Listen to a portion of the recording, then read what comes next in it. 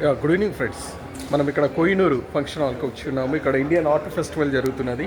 ఎంతోమంది ఆర్టిస్టులు ఇక్కడ తన పెయింటింగ్స్ డిస్ప్లే చేస్తున్నారు. అలానే సూపర్ సీనియర్ అయిన సుభాష్ బాబు సార్ కూడా ఇక్కడ మరి డిస్ప్లే చేసి ఉన్నారు. సార్తో మాట్లాడదాము. ఏంటి సార్, ఎలా ఉంది, ఏంటి పెయింటింగ్ సార్తో మాట్లాడు. సార్ నమస్కారం సార్. సుభాష్ సార్ ఇలా ఏంటి సార్ ఈ పెయింటింగ్స్ తమరి అయినా?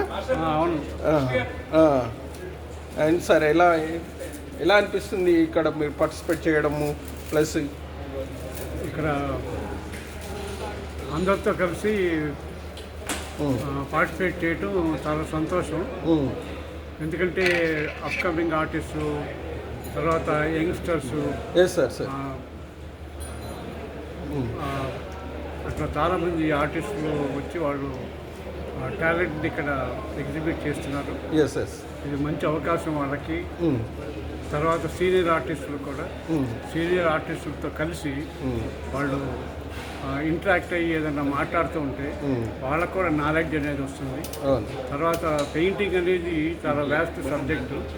దీన్ని మనం ఎంత నేర్చుకున్నా కూడా ఇంకా నేర్చుకోవాల్సింది చాలా ఉంటుంది. అవును సార్. ఇండియన్ ఆర్ట్ ఫెస్టివల్ 2011లో స్టార్ట్ అయింది. రాజేందర్ గారు స్టార్ట్ చేశారు ముంబైలో, ప్లస్ అక్కడ ఢిల్లీలలో. ఇప్పటి వరకు కూడా ఏంటంటే ఇప్పుడు ఒక 14 సంవత్సరాలు అయింది. మీకు ఎలా అనిపించింది ఇండియన్ ఆర్ట్ ఫెస్టివల్లో? మీరు ఎన్నిసార్లు పార్టిసిపేట్ అయ్యారు? మరి నేను ఫస్ట్ టైం చేస్తున్నాను ఇండియన్ ఆర్ట్ ఫెస్టివల్లో. ఓకే. ఎందుకంటే నేను అనుకునేవాడిని, ఎందుకు ఇండియా ఆర్ట్ ఫెస్టివల్లో మనం పార్టిసిపేట్ చేయాలి, మనకు అవసరం లేదు, మనకు మార్కెట్ ఉంది. తర్వాత మనలాంటి సీనియర్ ఆర్టిస్టులు ఎవరు కూడా పార్టిసిపేట్ చేయట్లేదు, మనం చేస్తే అందరూ ఏమనుకుంటారని చెప్పని అనుకొని చేయలేదు. సరే ఈ సంవత్సరం కొద్దిగా ధైర్యం చేసి నేను అంటే ఇది ఇంకో విషయం ఏంటంటే సార్, ఇక్కడ మళ్ళీ ఆర్టిస్టులకు చిత్రాలు ఎంతో కష్టపడి వేస్తారు. మరి ఆ చిత్రాలు వేసి కూడా ఇంట్లో పెట్టుకొని మనం వాళ్ళ దగ్గరికి వీళ్ళ దగ్గరికి వెళ్ళుడు కంటే ఇట్లా రాజేందర్ సార్ ఇట్లా ఏర్పాటు చేసిన ఒక ఆర్ట్ ఫెస్టివల్ అనేసి మరి ఇక్కడ అందరి పెయింటింగ్స్ ఇక్కడ డిస్ప్లే ఉంటాయి. మరి బయ్యర్స్ కూడా వచ్చి చూస్తారు. ఎవరి పెయింటింగ్ తనకు ఇష్టమైందో ఎవరైనాను ఒక మంచి రేట్లో ఇక్కడ కొనడానికి ఆస్కారం ఉంది సార్. ఎందుకంటే ఇది ఏంటిదంటే ఒక ఆర్ట్ జర్నీ లాంటిది. ఒక ఆర్టిస్టు ఎంతో కష్టపడి రాత్రింబవళ్ళు కష్టపడి ఇళ్ళల్లో మరి తీసుకొచ్చి ఒక మంచి ప్లేస్, ఒక ప్లాట్ఫామ్ కావాలి. అలాంటి ప్లాట్ఫామ్ ఇది. ఏంటంటే ఇప్పుడు ఇక్కడ ఎంతోమంది ఆర్టిస్టులు ఒక్కొక్క స్టైల్ ఆఫ్ వర్క్ ఉంటుంది.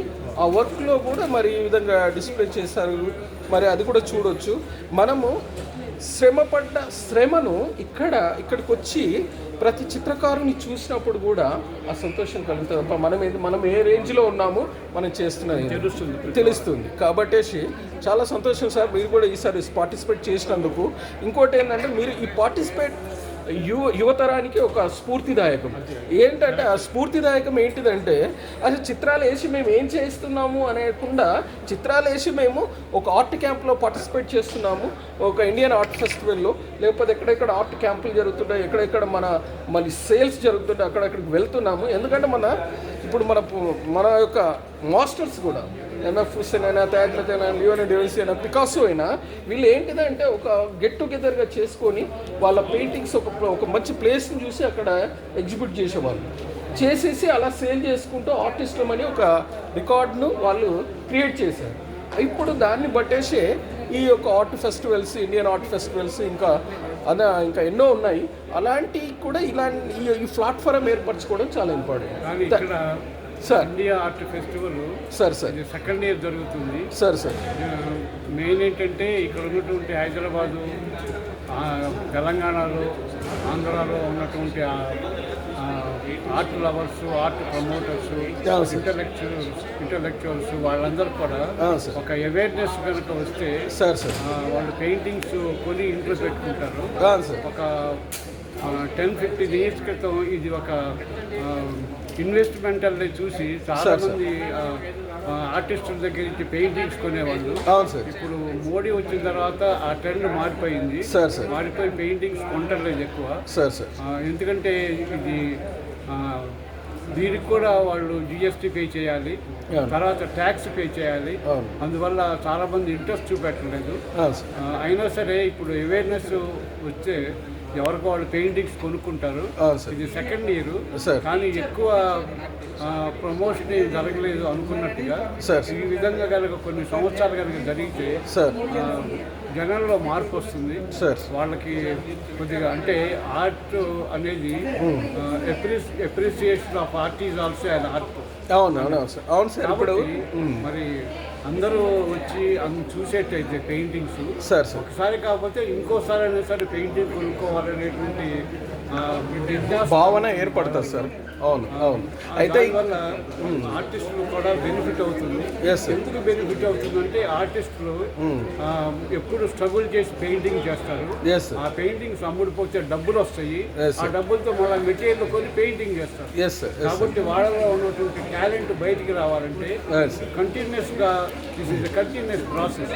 ఎస్ దీన్ని వాళ్ళు ఎప్పుడు కూడా పెయింటింగ్ చేస్తూనే ఉంటే Yes, sir. ఎక్స్పెరిమెంట్ చేస్తూ ఉంటే Sir. దీంట్లో ఒక డెప్త్ అనేది నాలెడ్జ్ అనేది వస్తుంది. Yes, sir. దానికి ఇది తప్పనిసరిగా పనికొస్తుంది. ఇండియన్ ఆర్ట్ ఫెస్టివల్ అనేది yes sir. This is very good sign. Thank you so much, sir. Your valuable time and your saying to your good advice to youngers and young artist purpose. Thank you so much.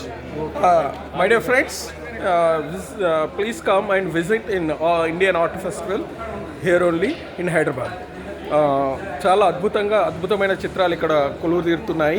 మీరు కూడా వచ్చి చూసి ఆనందించి ఇష్టమైతే by చేసి ఇంకా ఆర్టిస్ట్కు సహకరించాలని కోరుకుంటూ thank you very much my dear friends. Thank you. Please like, share, comment, subscribe. By all the best.